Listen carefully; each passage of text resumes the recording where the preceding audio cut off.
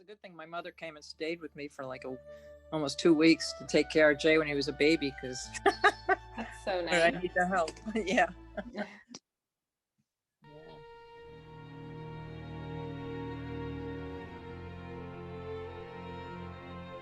The whole background with Beth is tripping me out. I love that. But for some reason, my phone won't do that. I don't know why. But oh, you're on your phone. I think you have to be on a computer. Yeah, take a swing.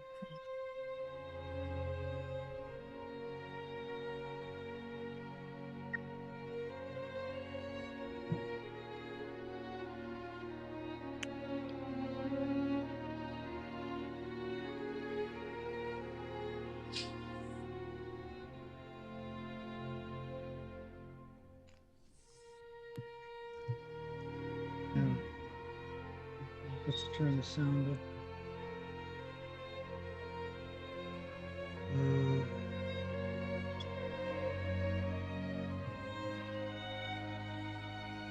Yeah, when those red marks come off. Now, if you want to show yourself on the video, then you would take that red mark off. Now they can see. What do you mean? You do it. I can't read it.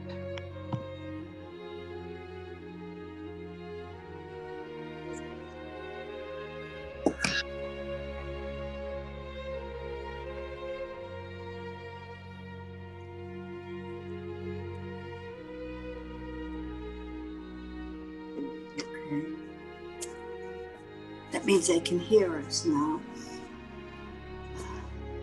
Mike joined its head. See, I don't. Let me sit down over here till I get it right again.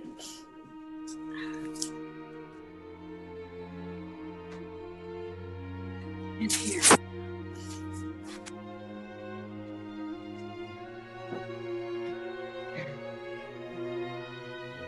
All right, so when this ends, we will get started here. I will.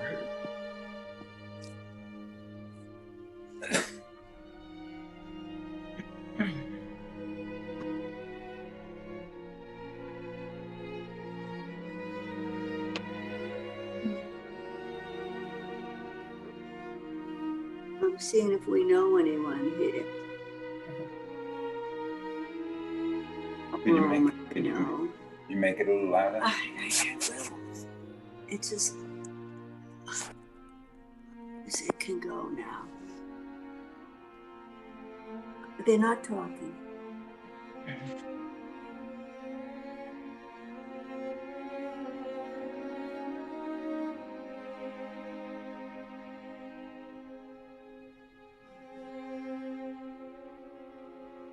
Can you hear us?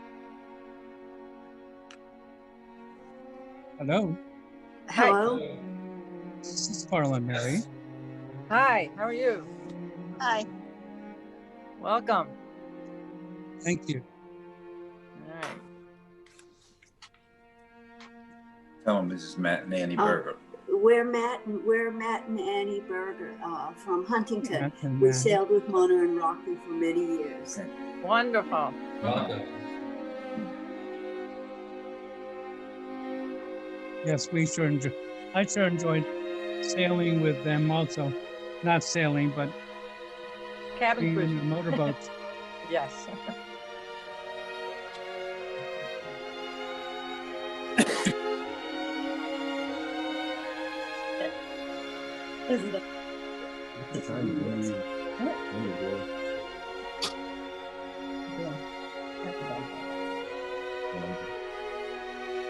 You see people?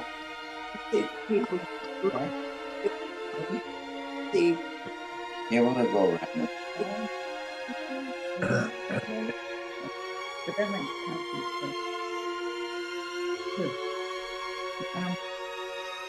if you want me, I can see you.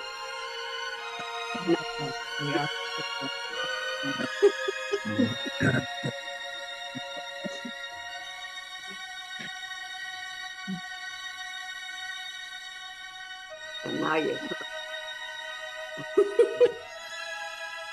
Should have shaved, no? No, you don't have that. It's not that clear a picture.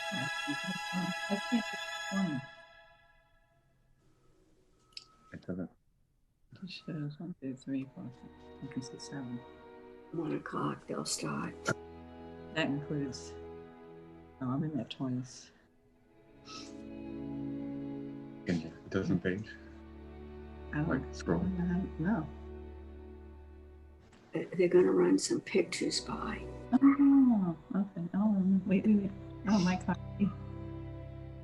Jenny. Jessica.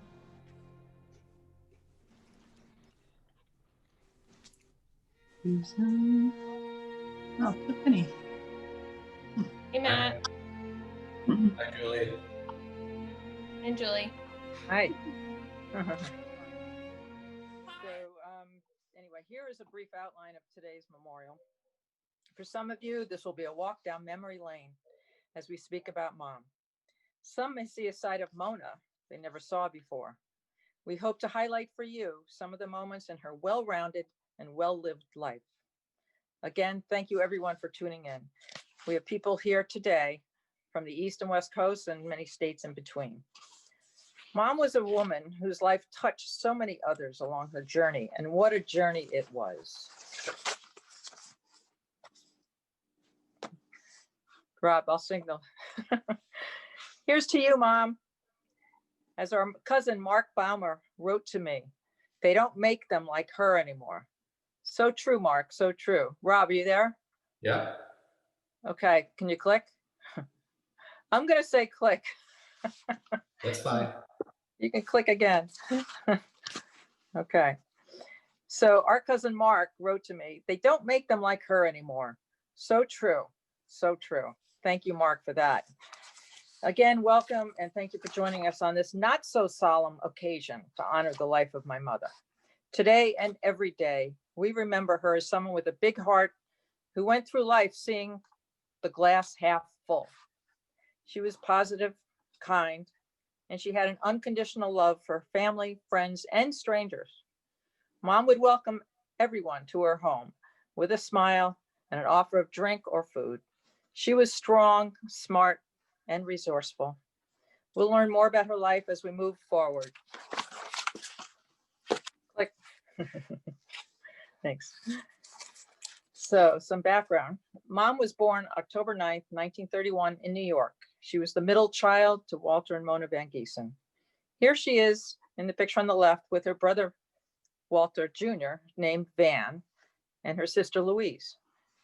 For the past 3 years, Beth and her husband, Joel Meltz, were Mom's caretakers, money managers, chauffeurs, and so much more. I salute them for all that they did for her, especially as Mom spent the last few months in and out of the hospital for various ailments, including minor strokes. Here's Mom leading the good life at Beth's in Bradenton on the lanai by the pool. So she had a nice place to hang out for the last few years of her life. Her very last days were spent in hospice. I was fortunate to have flown down to Florida on Mom's birthday, October 9th. However, she did not wake up for the last 2 days of her life. Rob was able to visit and spend time with Mom during the last week. Mom died October 11th in Bradenton, Florida after a brief illness. It was her time to go, and she did so peacefully. She was able to live a nice long life. Before living in Bradenton with Beth and Joel, Mom lived in Scottish Highlands in Leesburg, Florida. She was formerly from Long Island. Next. Here she is as Monna from the block in the Bronx. Mom grew up street smart on the Grand Concourse, not far from Yankee Stadium. She attended the then all-girl Walton High School, as did her sister Louise. Mom competed in stickball with her older brother Van and his friends, some of whom she dated. She was an avid award-winning roller skater. She learned to dance on skates from strict German instructors at a local skating school. As you can see, she was quite statuesque, even then. Becoming Monna. Click. Next. Okay. As most people who knew Monna can attest, she could talk to anyone about almost anything. She was known for offering kind words or helpful advice to family, friends, and strangers without being a Budinsky. What you may not know about Monna is that her gift of gab began in elementary school, where she was once disciplined for talking too much in class. Imagine that. She told me that her punishment was to wear a large red paper tongue around her neck. She never got the dunce cap because she was just too smart. After high school, Mom became a registered nurse. She attended the University of Connecticut and graduated from the White Plains Hospital Nursing School in New York. She then began her career as a nurse in the operating room of White Plains Hospital. She finished her career as a director of nurses at a couple of nursing homes on Long Island. Next. Mom embodied the values that attract people to nursing. Throughout her life, she was committed to making sure that her patients, family, friends, and pets were looked after with care and compassion. She was a good communicator, and she had the courage to focus on a person-centered care approach rather than strictly following routine guidelines. That said, hell days for her were when New York State inspection teams made surprise visits to the nursing homes. She was always prepared, however, and she knew the state rules to the benefit of her nursing team and patients. Next, becoming a Rockefeller.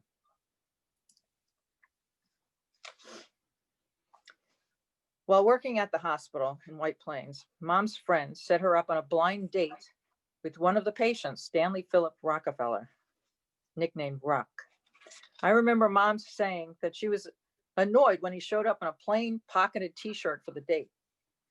That may have been a clue that he wasn't one of those Rockefellers. But she didn't mind, as he dressed for dancing and picnics with friends.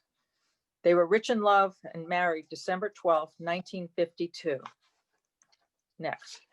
They were married for 10 days shy of 54 years through Dad's passing on December 2nd in 2006.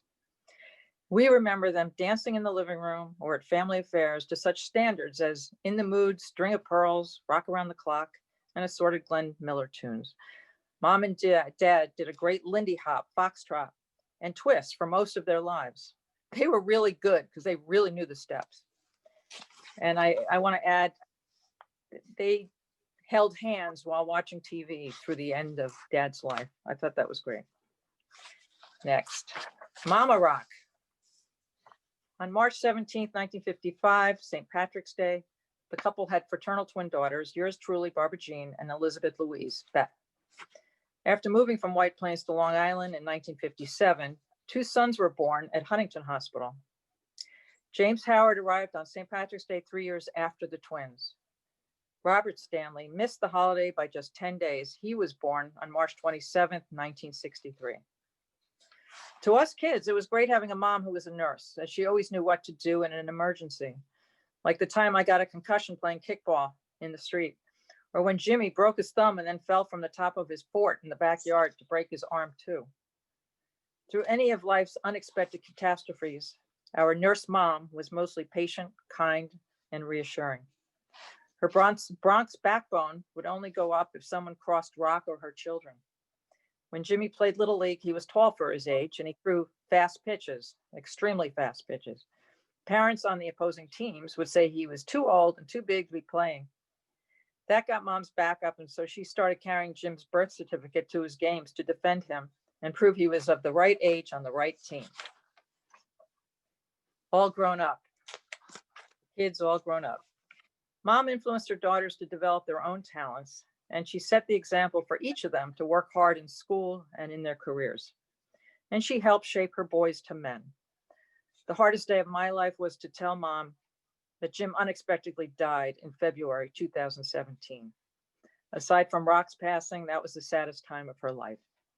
On a happier note, Mom's 4 children produced 8 beautiful offspring, and she became Grandma Rock. Mom loved being a grandma to her 8 adorable grandchildren, some of whom called her Grandma Rock. Just look at these cute little tykes. Left to right are Rhett, Sarah, Jennifer, Tyler, Kyle, Matthew, Jay, and Jonathan. Jim's daughter, Tyler, wrote upon hearing of her grandmother's death. She was an amazing grandma. She was always so thoughtful, loving, and kind to us grandkids. Well put. Thank you, Ty. My son Jay was fortunate to have been in Bradenton to see his grandmother when she was in the hospital and at hospice, and I was glad to see them both. The next slide shows the grandchildren all grown up. And they're in the same order as the slide before. So you can see what a change, but they're all still cute and adorable. The next page shows that Mom had 5 grandchildren, great-grandchildren, and that was part of her legacy. Rob's daughter, Sarah, who's on the call, married Art Griffin. They have 2 beautiful boys named Emerson and Dorian Griffin. They live in California. Jim's eldest son, Rhett, and his wife, Lindsay, have 3 gorgeous children named Reese, Rory, and Ruby. She has the cutest smile ever. I love that picture of her there. And Mom loved them all. Next slide, as part of Mom's legacy, there she is, one of her great-grandchildren, shows a legacy of flowers. I consider some of the flowers in my summer garden a part of her legacy because she's the one who told me to add bone meal with the bulbs I planted. That sure worked. Next year, I'll work on growing the flowers I know Mom loved most: roses, tulips, hydrangeas, and calla lilies. Thanks, Mom. The next slide shows Mom as the 24-hour woman. She was the original superwoman. To us, she was super mom. Remember the song lyrics in the Angele perfume commercials of the 70s? I can bring home the bacon, fry it up in the pan. And I can't sing. But anyway, that's I hope you remember those commercials. If you're too young to remember, they're fun to look at online. And boy, could she fry it in the pan. Here's a partial list of some of the things she did over the years that you see on the slide there. While growing up, we can remember Mom cooking complete meals, including dessert, for our family of 6, nearly every night of the week after a full day of working. She could make something out of almost anything. Favorite dishes included an Americanized lasagna, lemon meringue pies, French crepes, and customized birthday cakes for each of us kids. I recall that one of our Barbie dolls ended up in a cake skirt decorated with tiers of light-colored icing, probably green, for St. Patrick's Day. In between working and cooking, Mom took time to be a Girl Scout leader and a church class teacher. She would sew our Halloween costumes and square dance outfits until Beth and I were skilled enough to make our own. Mom also had a natural ability to draw, which came in handy for some school projects. In fact, as a seasoned adult, she went back to college. She was a lifelong learner. Next. At the age of 51, Mom completed her Bachelor of Science degree 30 years after nurses training. 5 years later, she received a Master's of Professional Studies at the New School for Social Research. And that was before classes could be taken online. Beth reminded me at the same time that our mom was graduating, she and I were finishing up our own master's degrees in communications and taxation, respectively. I'm sure you can guess which of us was doing which studies there. Beth claims that Mom's program was much harder than ours. It probably was. Regardless, she was an inspiration to us both. Next. While Mom drove, cooked, or worked around the house, she would sing, not full songs, just phrases of songs over and over again. Among her favorites, Sweetheart, Sweetheart, Burt Bacharach's Alfie, What's It All About? And Hello, Dolly, Moon River, Polari, Camelot, and Maine. At times during her lifetime, she sang in the church choir. I'm not sure how she did that, as she really couldn't read music, but she made sure her kids could by taking piano lessons and playing band instruments. Let's listen to Moon River, which I read speaks to her love of the journey rather than the destination. I think that is fitting for the life that Mom and Dad led, as we show in the next few slides. Let's have a listen.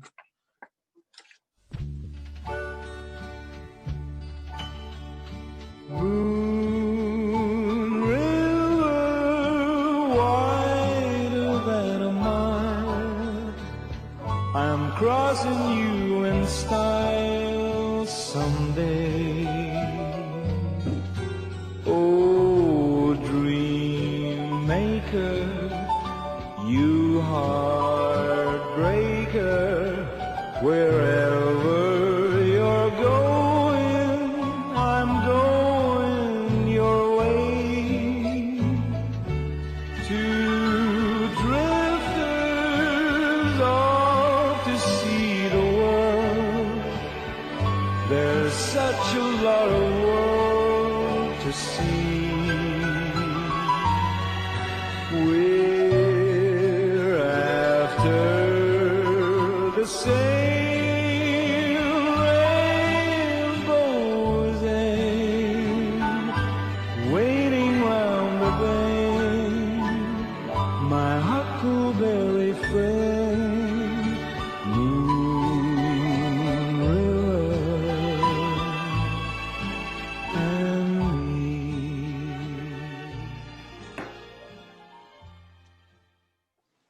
Mom and Dad saw a lot of moons and had a lot of journeys over the years. When Beth and I were 2, the family moved to Long Island. Being a city girl, Mom didn't learn to drive until she was there. That was a good thing, except for the time she left the gas pump in the car when she drove away from Dad's gas station. We're sure she never heard the end of that maneuver. Mom loved she loved Long Island. She was close to her neighbors wherever she lived.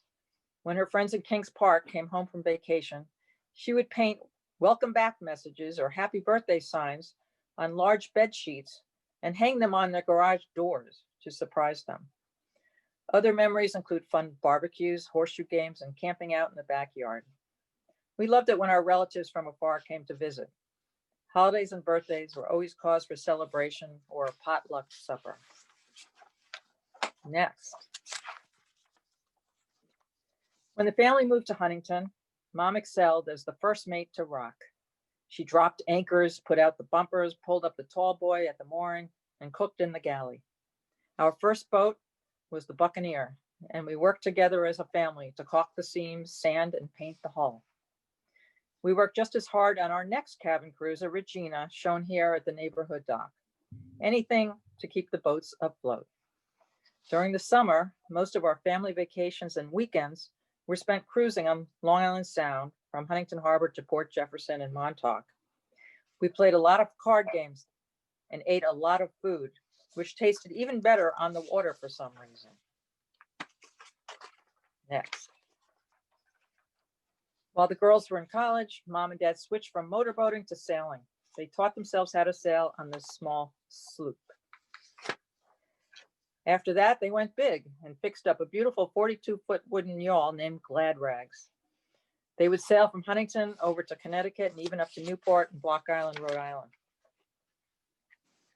Next, anyone who has ever owned a boat knows that even in dry dock, the work never stops. Mom and Dad spent a lot of time on land and at sea, getting all their boats into ship shape. Here's Glad Rags against the dock at Beechcroft, where we grew up in Huntington, ready to get some hull or keel work before the next tide came in. Through the years, we all helped cork seal, sand, paint, and shine whatever needed cleaning. It was hard work that paid off in a lifetime of fond family memories on and off the water. Just one more boat to go. Glad Rags, too. In the meantime, Rock and Mona smartly sold the wooden yawl and purchased a smaller 31-foot fiberglass sailboat. Here's a picture of that boat when it was featured on the cover of Boating Life, and Dad was named Boater of the Year. To us, he was Boater of the Year every year. But we think Mom had that cover made up, as we never saw the story that went with it. We just lived it. They also joined the Masthead Cove Yacht Club. There was no clubhouse, just an organized group of like-minded people who would tie up their boats together in the nearby harbor to eat, drink, and be merry. They loved the camaraderie. In hindsight, Mom and Dad gave us a rich Rockefeller lifestyle on the water all along. In the late 90s, Mom and Dad traded in their boats for land yachting in an RV. They traveled the country to RV rallies where they made new friends. After retiring to Scottish Highlands Community in Leesburg, Florida, they continued their happy motoring in the RV. They also golfed. Not sure Mom really liked it, but she tried. Click. There she is on a little cart. Next, despite all the boats and vehicles, Mom and Dad valued people and animals over things. They were always feeding the birds, had several cats over the years, and beloved Cocker Spaniels, whom they named Cuddles if a female and Chucky if a male. Here are the pictures showing Mom with Rob's horses, Jackson and Zorro, and Bailey, one of Beth's cockapoo dogs. Our dogs loved the boating life too. One of the Cuddles even had puppies on the boat. Thank God Mom was there to help deliver them. And Mom loved to laugh, as everybody knows. And she loved to have fun. She had a great sense of humor and a quick wit. When asked how she managed to have 3 children born on St. Patrick's Day, she said, "We were inspired by the June weddings we attended." Upon coming home from a Weight Watchers meeting, she once said, "I lost 1 bowling ball. What does that mean?" we asked. She quickly responded, 10 pounds. Mom encouraged her children to love people of all types and creeds. So when I converted to Judaism in a past life of mine, she said, "No wonder I've collected all those Passover recipes." Now, sharing her journey with her, sadly, she took her last flight on October 11th to heaven. But she'll be surrounded by those who went before. From left to right. Oh, wait, I'm sorry. I skipped something. Wait, mine's in a different order. But anyway, I can talk to this slide. One thing most people didn't know about Mom was that she would have loved to have taken flying lessons or become a stewardess. She was fascinated with planes. And sometimes when people would visit her in Florida, she would take them on those small aerial planes or just for little trips. And she always enjoyed that. I'm not sure the other people did. And she's pictured here with her mother, also named Monna. And the 2 of them really looked alike, except Mom was taller. Genes she got from her father's side. And of course, there's Rock with them. So, sharing her journey. Here we go. Sadly, Mom took her last flight on October 11th to heaven, where she'll be surrounded by those who went before. From left to right are Mom with her sister Louise and their mom, Monna. Top middle is Mom with her brother Walter, my Uncle Van. Upper right is Mom with her oldest son, Jim. And below is her beloved husband, Rock. Mom also had countless other friends and relatives, including Rock's parents and siblings, his older sister, Janet, and her husband, Al Flicker, and Phyllis and her husband, Scott Baumer. They're unfortunate they're not showing there. Okay, and she was surrounded by family at a lot of activities. On earth as in heaven, she was surrounded by love, and she is greatly beloved. So these are pictures from various family events. And you may recognize yourself in some of them. I'd also like to point out that Mom was a great mother-in-law to Beth's husband, Joel, my husband, Gary, and to her daughter-in-laws, Melissa Rockefeller and Allison Rockefeller, shown there on the lower right. But there is lots more family. So we have some more pictures. And let's see. Beth and Mom are in the picture the lower left with the extended Baumer and Flicka family. So you may see some of the people listening now may see themselves in that picture there. I'm not sure what that event was though. The pictures, the upper right, are when Beth's son Jonathan got married to Samantha.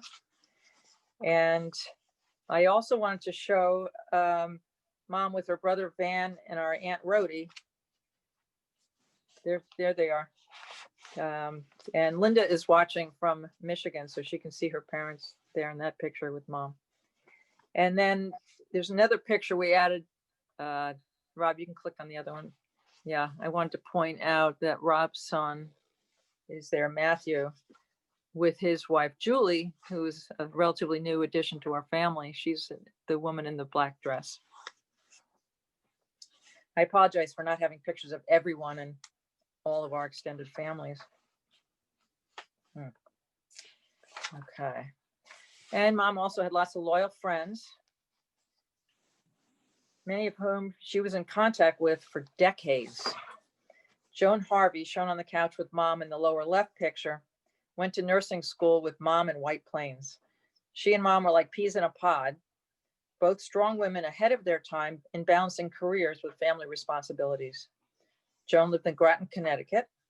Mom and Dad would visit Joan and her family on annual treks across Long Island Sound. Sadly, Mom, Beth, and I attended Joan's funeral 2 years ago. They don't make them like her anymore either. We loved her. And while in White Plains, Mom and Dad were best friends with Bill and Barbara Manley, who are in that center top picture. There's one of those picnics where Dad's dressed up. It's a cute picture. Over the years, they attended lots of Army-Navy games together.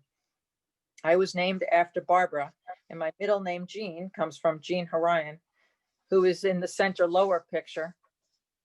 Jean's husband, Greg, was friends with Dad since they were very young. And Jean and her husband, Greg, had moved to the Scottish Highlands in Leesburg, and they encouraged our parents to do the same, which they did, and they lived down the street from each other. So they were friends for years. Let's see, there's more here. While living in Leesburg, oh, can you go back to that last picture for a sec? Thanks. I just want to mention, Mom was good friends with her next door neighbor, Ruth, who is pictured in the upper left picture there. They each have their those red hats on for some event. And then she was really good friends with Joanne and Jerry Cox, alias Mr. and Mrs. Claus. And that's his natural beard, which is pretty amazing. So wherever Mom went, she made friends at school, at work, out on the boat, or RV. So that concludes my section for now. I've talked long enough, so I'm going to pass the baton to Beth and Rob, who would like to add their own tributes to Mom. So you can go to the next page, Rob. All right, first, I want to thank all of you for honoring our mother today with your presence. We are celebrating her life, and as you have already seen and heard, there's a lot to celebrate. Our mother was a very special person, a real sweetheart, and loved by all who had the chance to meet her. She lived a long and wonderful life and will be deeply missed by all of us. I wouldn't be the person I am today without the love and care of my mother. She has been my biggest supporter. She always told us we could be whatever we wanted to be. She believed in education, learning, and us. She was an investor in people. Although we did not have a lot of money, she was determined that we all go to college. I wasn't sure how that was going to happen, but she was able to find a way. I still remember when she marched my sister and me into the bank to sign us up for 10 years of student loans at $68 a month. It turned out to be a great investment, though. Our mother was a smart, respected, working woman and saw the potential in people. She also encouraged the aides and nurses she worked with to go back to school to get degrees so they could be the best that they could be. As a lot of you know, Joel and I had the pleasure of having my mother live with us during the last 3 years of her life. I will cherish every moment we spent together, every laugh, and every conversation. I was very fortunate to have her in my life. During this time, I learned a lot about my mother. I learned what a happy person she always was. She would wake up in the morning with a smile on her face and go to bed with a smile on her face and one dog, Bailey, beside her. She was always happy, and I always said how I wished I could be just like her. She was also very flexible. She would do anything we were doing, go out to dinner or lunch, watch every Hallmark movie ever made, sit on the couch with one dog on each side of her, ride in the car for the trip from Maine to Florida. And she was physically very flexible as well. At 88, she could still lean over and touch her toes, unlike me. I learned she also loved to eat. If I asked her if she would like to have a particular snack or food or drink, she would always say very politely, "Oh, yes." She never said no. She especially loved homemade tomato basil soup with sherry and would eat it almost every day for lunch. I must have made it at least 100 times for her. I also learned she was very proud of her master's degree. Her diploma was in a frame in a drawer in one of her bedside tables. I would come into her room and find it on top of her dresser. When I cleaned up, I would put the frame back in her drawer. The next time I came in, that diploma would be back on top of her dresser again. And again, I would put it back in the drawer. This kept happening over and over until I finally just left it out for her to look at each day. Over the years, my mother imparted some of her most important advice to me. The first one involved food, of course. Always keep a fully stocked refrigerator and pantry. It didn't matter if she was feeding our family of 6 or if later in life she was feeding a family of 1, just herself. You still needed to keep that pantry stocked. Her pantry was overflowing with food to feed anyone who might stop by, or in case there was some major disaster or epidemic like COVID. Now my pantry is always full too. The second bit of advice she imparted to me was to never pay full price. Always buy on sale and shop often. I inherited my shopping skills from my mother. When I would come to visit her in Leesburg, and during the time she lived with us, we would go out shopping, mostly to Goodwill. Items are inexpensive there, and she could buy several items without spending a lot of money. I remember one time, though, when I was cleaning out her kitchen in Leesburg, and I found at least 5 stick blenders that she had purchased on separate occasions. They each must have been a good price. It didn't matter that she already had 1 or 2. All were purchased on sale. Eventually, when her house was sold, most of the items she had purchased were recycled back to Goodwill for them to make a profit a second time. As long as she could lean on a shopping cart for support, she went shopping. Unfortunately, her shopping ended when she eventually needed to use a wheelchair. But don't worry, Mom, I will continue to shop for the both of us. My mother's work ethic also showed that I needed to work hard at my job. This meant working lots of hours like her. So like mother, like daughter, we both worked a lot of hours during our careers. Never a good thing. Retirement ended the long hours for both of us and took care of this problem finally. My mother was a very kind person, as Barbara's already said. She stressed the value of being kind to everyone, from the janitor to the president of the company. It didn't matter what someone's background was, everyone was treated the same. Before I end, I do want to mention that my mother was pretty perfect. However, nobody's perfect. She did have one small fault. She liked to give our 2 dogs too many treats. Of course, they didn't think so and loved her for it. Now, I want to end with a quote I found written by my mother on an index card when I was looking for pictures. It said, "Those we have held in our arms for a little while, we hold in our hearts forever." I will miss Mom, but will take solace knowing she is back with Dad, who she loved so very much. She's with my brother Jimmy, her parents, her sister Louise, and her brother, our Uncle Van. She was the greatest and such a wonderful mother. She was loved by all who knew her. Memories of her will always keep me smiling and feeling happy. Her goodness, her kindness, her caring and wisdom. Sorry. Will live on. I will always love my mother. Next, Rob has a few words he would like to say. Nice. That was great. Thank you. Well, as Barb and Beth have said, she was an amazing woman and an awesome mother. So much to say, but I think I'm going to get a little bit more focused. You know, my character nature mostly came from my parents. They both had so many interesting and valuable qualities. So talking about how Mom influenced me seems appropriate to reflect on and share with you. So I can attribute, you know, my general successes in life, Mom's influences, coming directly from her demonstrated examples. I mean, she lived it and we got to see it. So highly influential. She was open to ideas of all kinds. To this day, all these things contribute to the way I lived on a daily basis, and very open to learning new things, as you heard. She was creative. She actually liked to draw and paint, and creative in so many other ways, like cooking, and the list goes on. She was also a leader, both in the community and at work. She had so many achievements, as you've heard.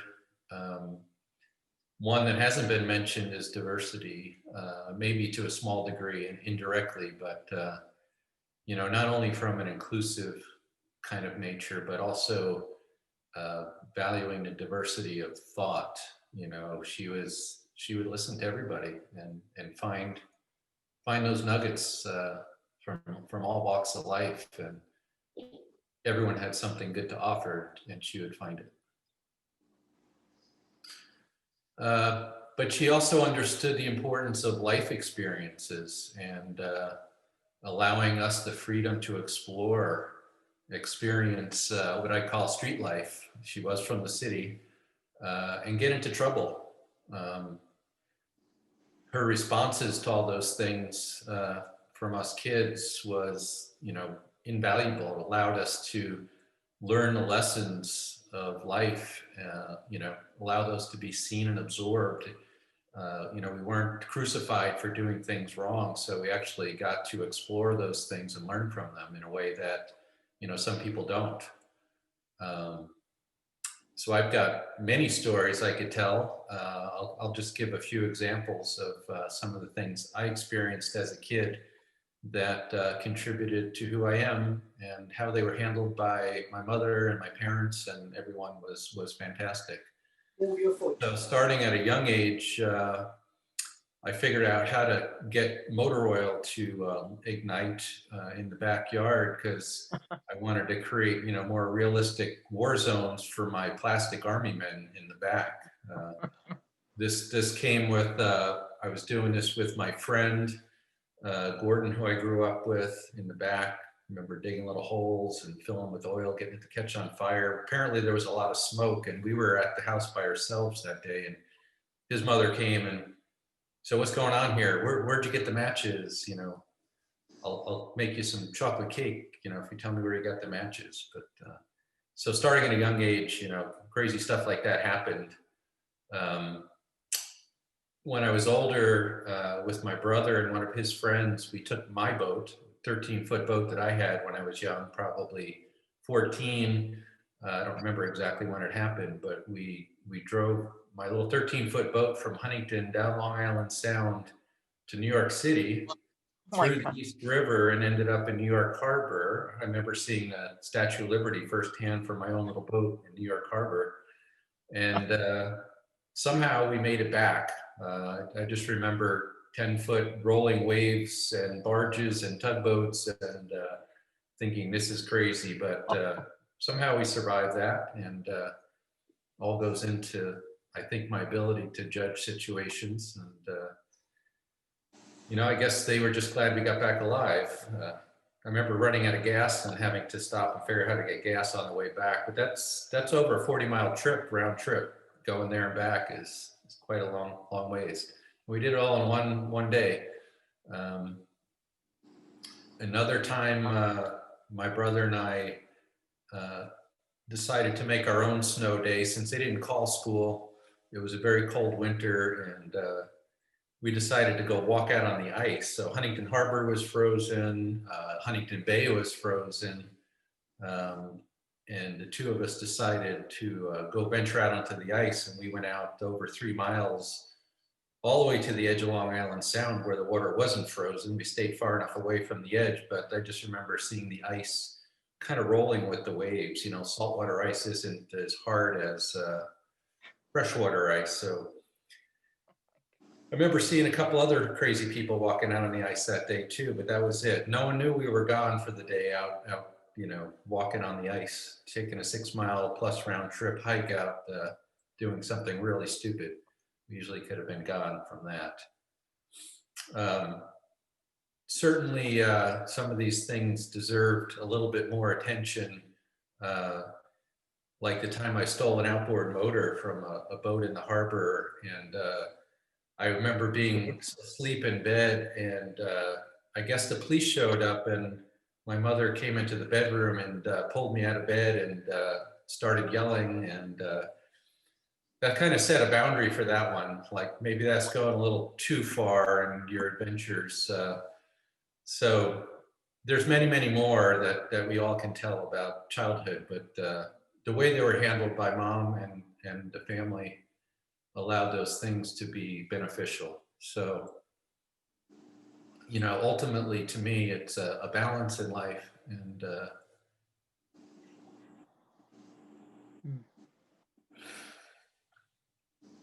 all these situations allowed me to, you know, deal with my own life situations fairly well.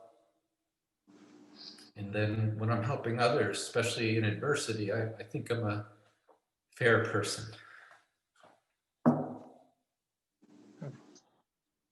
You are. So I've learned a lot also by experiencing the end of mom's life. I feel like, you know, finally at age 57, I can finally be mature enough to get close and embrace death. And I know it'll help me.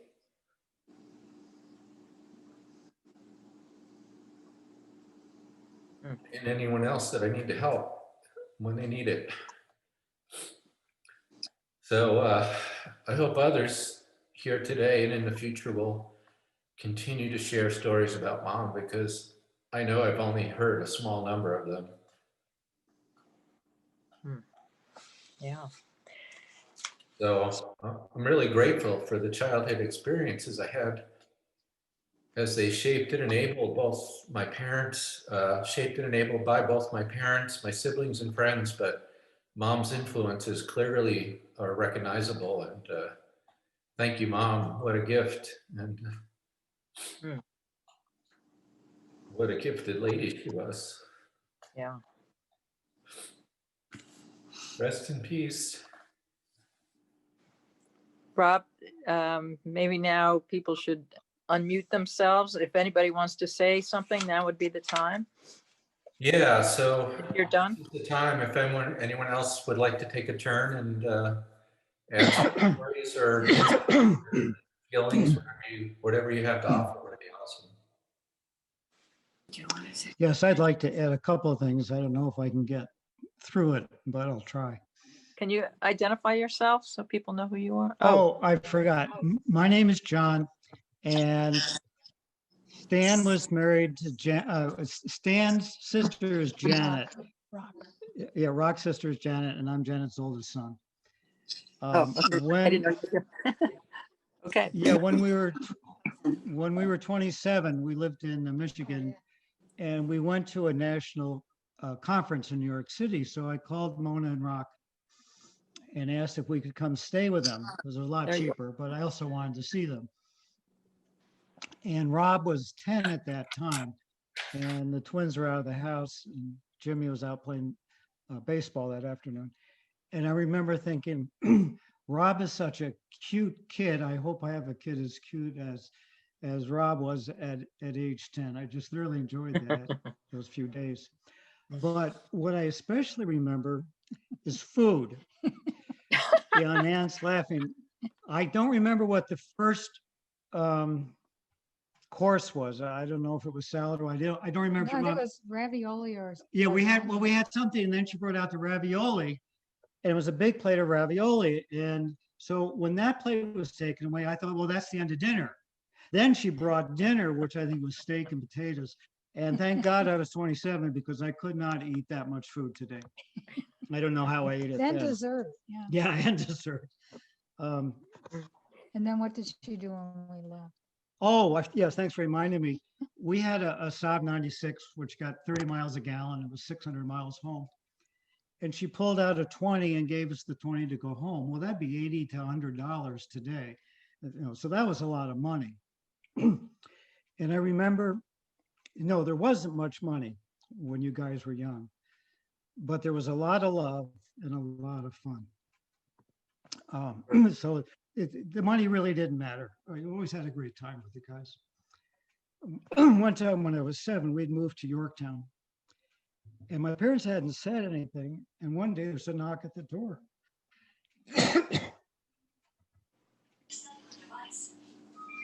And it was Monna and Rock.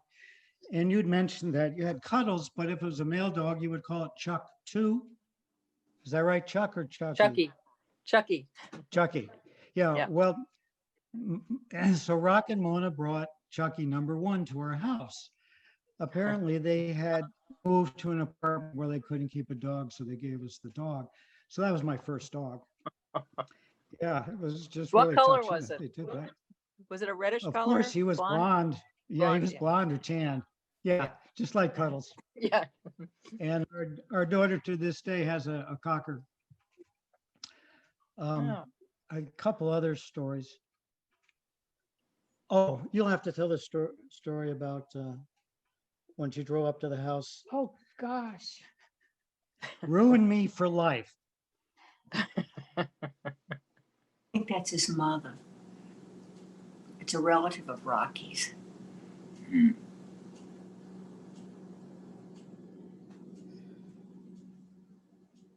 Who's there? Wait. Can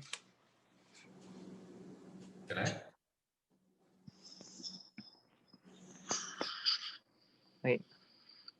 Disappeared, those people. Yeah, it looks like They disappeared, whoever they were. Oh, no.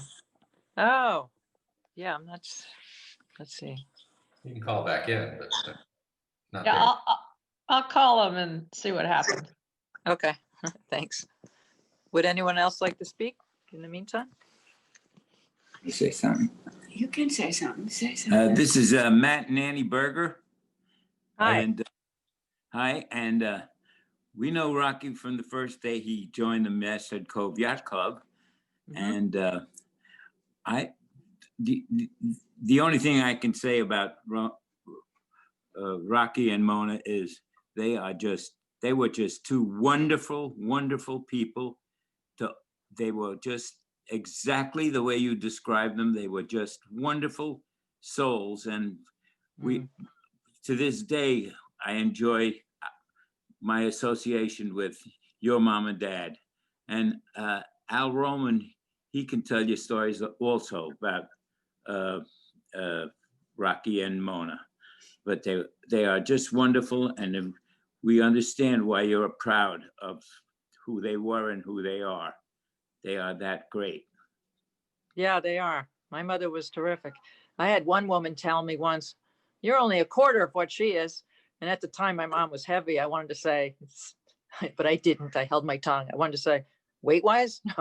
No, but they're right. She comes from that strong city stock, and her parents gave it to her. And I have to say, I mean, my cousin Linda, who's on here from Michigan, and my aunt Rhoda, I mean, really strong people and good values. And boy, she was grounded in it, and she imparted a lot of that to us. But I think that woman was right. I'm only a quarter of what she is, but I have a lot to aspire to. So we're working on it. Would anyone else like to say anything? John, Michael did you have Harvey. anything else? Michael Harvey, are there any stories about your mom, Joan? And mom? Well, first of all, thank you for inviting us all together for this celebration, Well, because I'm glad you could come. yeah, your mom and your whole family was very special to the Harvey family. And Likewise. for a quick Likewise. story, it was in the 70s that I remember your family coming across. Not everybody. Beth was on board. Cuddles, remember, was on board and visited our family in Mystic, Noank, Connecticut. Yes. And there's my cat. Cat walked across the screen. so it was the first time Someone I else's. met your family since probably when I was like 5 or 6 and had a vague memory. And the whole family is so full of energy. I thought, wow, I've got to meet the rest of them. And I did. And I remember visiting in Huntington and feeling like a house full of energy and happiness and very welcoming. Somebody already referred to food, but I remember your mom made a big dinner and we're gathered around your table in the kitchen, and your dad was carving it. It was like Norman Rockwell. And I was really taken by the whole family. And I wrote down a few words before we started about your mom that just popped into my head. And there's 5 of them here: warm, exuberant, life-loving. She had a big laugh, a big smile. And I don't know, she just seemed like one of the happiest persons I ever knew. And your family seemed like a great family. And I'm so privileged to see how it grew. It's amazing how many people are in the family now. Yes, a lot of people. Huh. Your family was funny. It was the same. We go across and visit your family. I always felt like you had the same type of family. And it was always fun to spend time with you guys. And there was a lobster place nearby Joan's house. So at one point, my father said he wanted to buy it, but he never did, unfortunately. So we could have been in the lobster business. That would have been fun.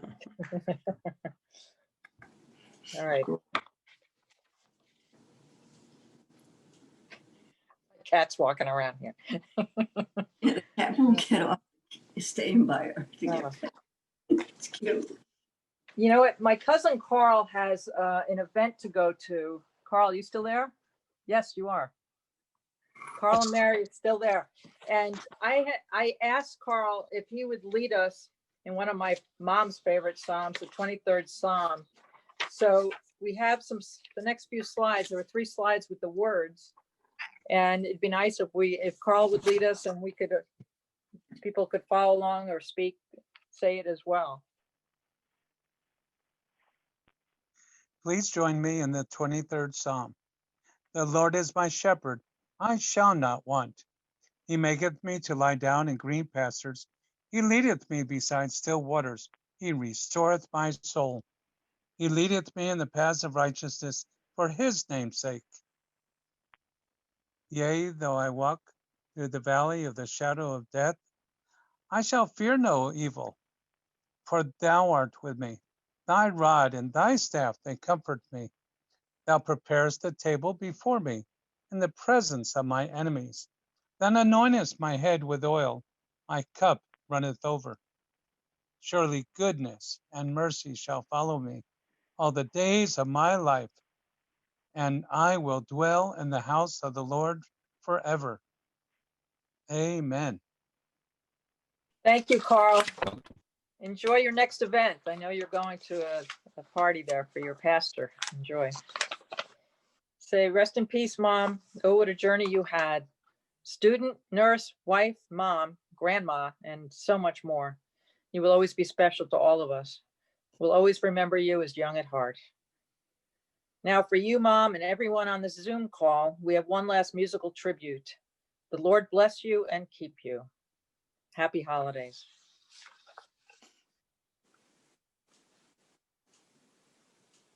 Feel free to sing along if you know the words. The words will be showing on the slide.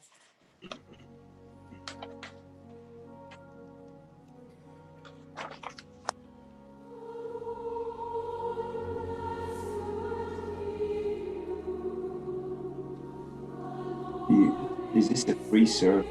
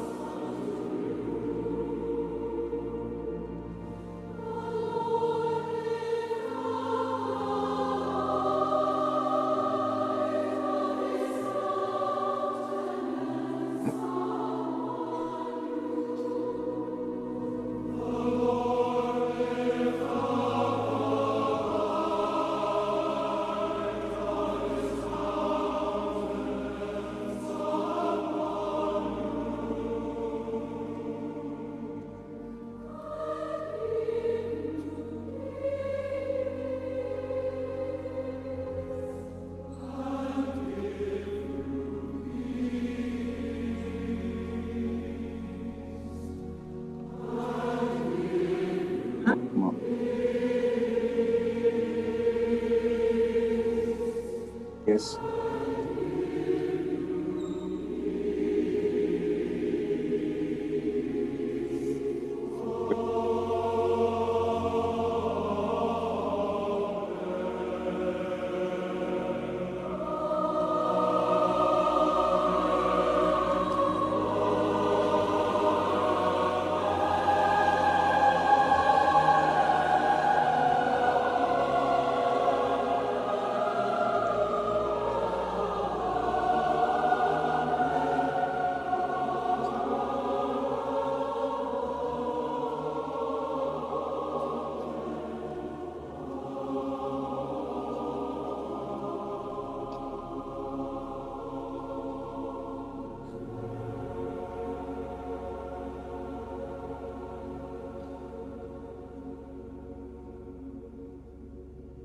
That's it.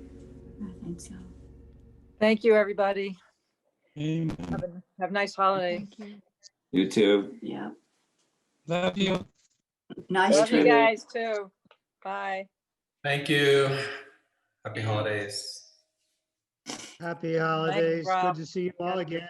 Yes, you too. You know, if some of you want to stay on, if anyone else wants to say anything, what was the other part that you were going to say about Mom? Oh, I'm glad you asked. We have a couple of things. Go ahead, Ann. It must have been in the early 70s and John's family was living in Michigan.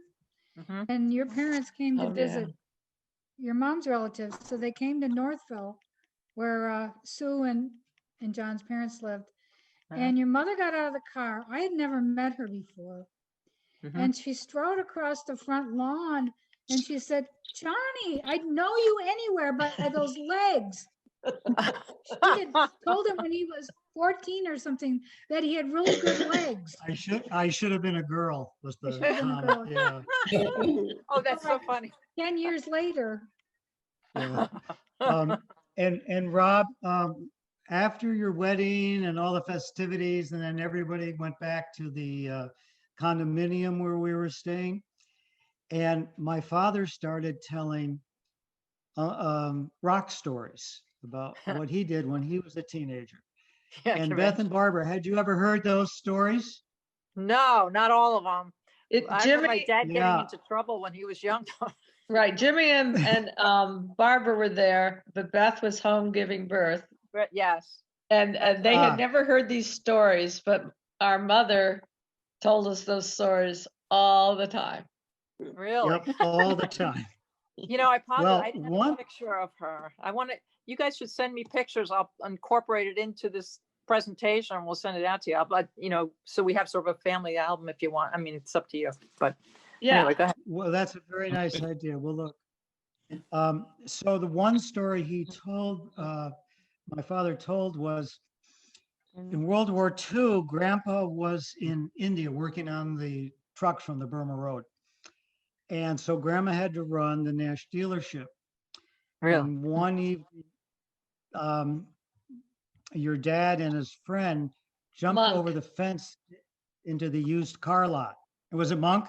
Okay, yeah. Monk, that's right. Jumped Yeah, Greg. Yeah. And then they stole a car. And at that time, the steering wheels were huge. And so Rock is looking through the steering wheel out the front windshield. Anyway, they got picked up by the police, brought home, and then Grandma grabbed a broom and chased Rock around the house. Wow. I don't know if she caught him or hit him. Wow. Probably I didn't. remember one of the boys, somebody stole something at a store. Oh. I don't know if it was Rob No, or no, Jimmy. no. They stole a little toy or something, and Mom took them back to that store to apologize to the owner and give it back, blah, blah, blah. Well, years later, my son did something similar. So I did the same thing to him, and he told me years later, I learned my lesson. That was the best thing you could have done. And it was. I learned it from my mother. Couldn't get away with it. Forget it. Wow. And then one last. You guys, everybody looks adorable. Okay, let me, you have to. Cover the cost. Somehow we're getting a scratchy sound there. I don't know why. Carl. You're coming through kind of distorted a little bit, Carl. Yeah. Oh, okay. Maybe talk later. You had a backup one on? Sometimes people use two at the same time. Carl, go ahead. Let's see if we can hear you now. I'm not hearing him. Is he muted? Yeah, he's Yes, muted. you're muted, Carl. Ah, There, he's unmuted. The phone is all cracked up, the screen and everything. Can you hear me okay, or am I coming in broken? Still distorted. ah, We can kind of follow. Okay. What about Al Roman? I thought had another story before we lost them. Is Al still on? You disconnected. I see Mike. that's too bad. You want to call him back? Yeah. Huh. That's all right. Another Another cat. photo. Oh. I didn't Huh. know. Anyone want to share anything else before we end the meeting? Go to happy hour. It's some happy hour somewhere in the. A toast? No, I do have one more story and that's it. Okay. I got one story. You had mentioned she had 5 or 6 blenders. There was Yeah. a time when she had 3 hutches in that small house. Yes, Oh, I I remember was that going too. to say that. Different story. Did you hear the story of those? Oh, yes. Yeah. Yeah. Stamps with the She gas ended up getting station. 3. They ended up getting 3. That was Yeah. right. Oh my God. She also had. Come and take. Go Go ahead. ahead. What? No, I'm She done. also had several. I don't know if you know what Abbas keepers are, Oh, but yeah. there's the Danish, these round balls that a Danish friend of ours Oh, would yeah. make, and you cook it in this Round heavy steel donut, pan with. basically. Well, she also had several of those at her home when we were cleaning it out. Oh my God. I guess she imagined she'd give them to all the kids. Multiple everything. Oh my God. Yeah, at the end there, it was kind of strange, we know. But I'm Bev. luckily she got to go to Beth's. So, Hi, I'm the last of the generation. A big part of my cousins of Sonny and the rest of the family, they were strong older cousins, all of them. And Monna is the last left, and she was only 3 years older than I, but it was a one of the highlights of my years growing up were the Barker family parties, usually at Rockefellers, and I really admired all my older cousins and their spouses. So That's nice. Huh. yeah. Well, Beth got mom's Monna was book quite a woman. reunited. She was great. We feel so fortunate to have had her. and Kathy and I were at Beth's in February, Oh, and I think she still called me Susie. oh, I do. I call you I'm Susie. 68 years You're old. Susie. You're Susie to me. And 11, 12. And your hair looks adorable. I love it. The cut looks really cute. If I had the guts, I would do that. Me? Yeah, and Bev, good to see you again. Thank you. Nice to see you. Yeah. Yeah. Good care. I'm sorry I moved away and missed seeing you guys grow up. Well, we sure did. Up and out. Thank you for coming. Thank you all for Thanks, joining. everyone. Yes, thank you very much. Thank you. Bye-bye. Good seeing you, Bye. Bev. Take care. Bye. Yeah, nice seeing Bye. you again. Thanks for the stories. Bye. Bye. Thank Oh, you. Bye. It was Bye. fabulous. Thank you. Bye-bye.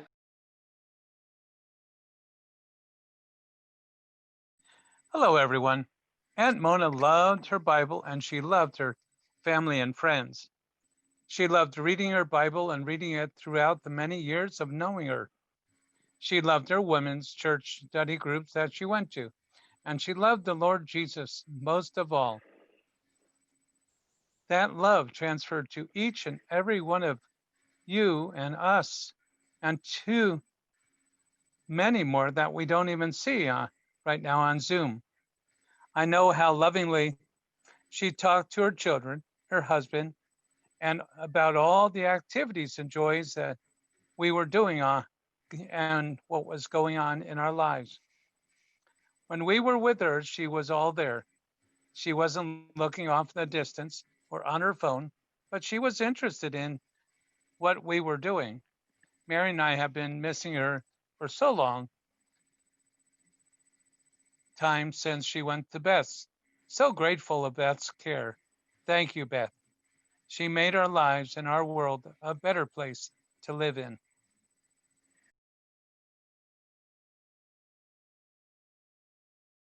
She was kind of very unique with me that I didn't know until we all met at Barb's in 2017? 2017, and she was talking to Lori, and Lori came up to me and said, "You need to go talk to Aunt Monna. She has something to tell you." I said, "Okay." Well, through our lives, with the few times that we ever got back east to see anybody, Aunt Monna apparently always kept in touch, always wondered what we were up to, what I was up to. And when they were moving to Florida, they were driving through Georgia. That's when we lived south of Atlanta. And she had called wanting to meet up with us when, unfortunately, Uncle Rock had his stroke then, I believe, at that point. So they had to just continue on. And we didn't get to see them then until we moved down to Orlando ourselves. But we were standing outside talking, and in front of Barb's just before we were all leaving. And I noticed she was standing up there against the garage door with Lori and John Sue and I think Beth, because Barb and I were talking about Audis. And I noticed Aunt Monna kept looking at me as she was talking to Lori. So that's when Lori walked over. And Lori said, actually, she said she was staring at him. And she said, "I could listen to him all day. He knows so much." And I looked at her and I said, it just came out. I just said, "Yeah, and his father didn't think he'd amount to anything." And she looked at me and she says, "You're absolutely right." And I went over to him and I said, "You need to talk to Aunt Monna. She knows stuff." Yeah. And you sat down that night for a couple of hours and talked. Yeah, we did. She told me, she said, "I've been watching and listening to you and your life and what you've been doing all these years." And I said, "Really?" I said, "We've been so far away. Before I met Lori, I've been in 10 different states, and we've been in 10 different states moving."